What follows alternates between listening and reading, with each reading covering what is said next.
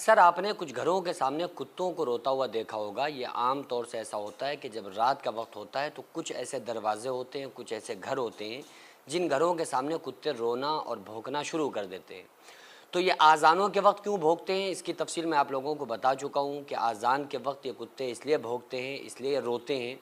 کہ یہ کتے جو ہوتے ہیں، سائنس کی اگر میں بات کروں تو سائنس کے مطابق یہ کتے مہین اور باریک آوازوں کو بھی محسوس کر لیتے ہیں۔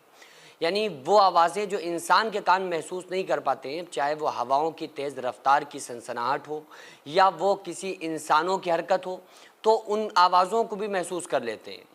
تو یہ جو آذانوں کے وقت کتے روتے ہیں تو یہ باقاعدہ شیطان،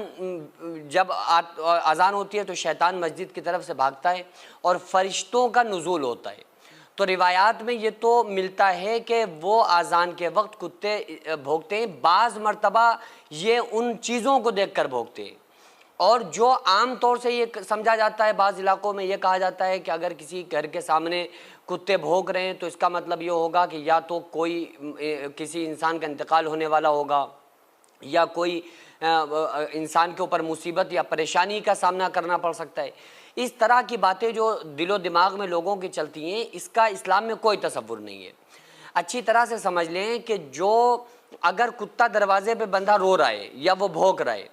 تو ان کی رونے کی بس وجہ میں نے آپ کو پہلے بھی بتا دی کہ یہ کچھ باریک آوازوں کو محسوس کر لیتے ہیں، یا کچھ آہٹ وغیرہ ہو تو اس کو محسوس کر لیتے ہیں، یا تو اس لیے بھونکتے روتے ہیں، یا انہیں بندھے ہوئے ہوں کسی خاص گھر کے سامنے، ان کو بھوک کی شدت ہو تو اس وقت بھی اس طرح کی آوازیں نکالتے ہیں۔ تو اس بات سے یہ سمجھ لینا کہ شاید ہمارے گھر میں بے برکتی ہوگی، یہ بالکل رسم و رواج ہے، ان چیزوں سے مسلمانوں کو بچنا چاہیے۔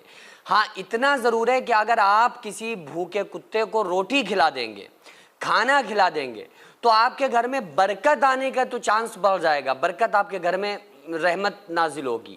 کیونکہ اگر آپ جانوروں کے اوپر رحم کریں گے، آقا علیہ الصلوۃ والسلام کے آخری الفاظ تھے جب آپ دنیا سے رخصت ہو رہے تھے،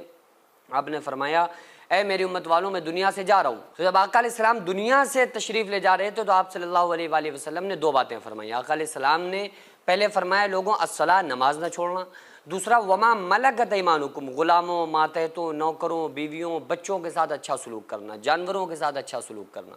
تو کتوں کے اوپر ظلم ویسے ہی نہیں کرنا چاہیے، لیکن جو اس کے رونے کی وجہ سے گاؤں دیہات علاقوں میں یہ چلا آ رہا ہے کہ وہ یہ ہو جائے گا وہ ہو جائے گا، ایسا کچھ نہیں ہے۔ شریعت ان چیزوں سے منع کرتی ہے، اسلام میں چھوت چھات نہیں ہے، اور یہ ایک مسلمان کا عقیدہ ہونا چاہیے کہ جو کچھ ہوتا ہے، جو کچھ کرتا ہے وہ اللہ کرتا ہے، جو کچھ ہوتا ہے وہ اللہ کی طرف سے ہوتا ہے۔